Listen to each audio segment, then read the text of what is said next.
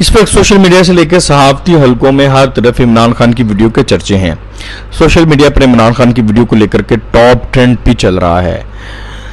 कई तरह के सवालात जहन में पाए जा रहे हैं कि क्या ये वीडियो माजी की वीडियोस की तरह है, क्या जज अरशद मलिक की वीडियो की तरह की एक वीडियो है, या चेयरमैन नैब की वीडियो की तरह की कोई वीडियो है, या फिर कोई ऐसी वीडियो है जिसमें इमरान खान साहब अपने सियासी मुखालफिन के खिलाफ इंतकाम की कोई बातचीत कर रहे हैं। कई तरह के सवालात हैं जो जहन में पाए जा रहे हैं। यही सवाल भी है कि क्या सिर्फ वीडियो का नाम लेकर इशारा देकर इमरान खान को ब्लैकमेल करने की कोशिश की जा रही है, इशारों किनारों में समझाया जा रहा है। कई तरह के सवालात हैं जो जहन में पाए जा रहे हैं।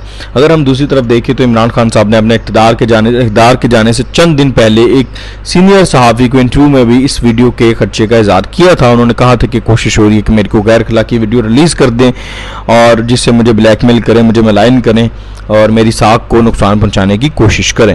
यानी उन्होंने इस खर्चे का इज़हार कर दिया था। इस तरह के कई सवालात हैं।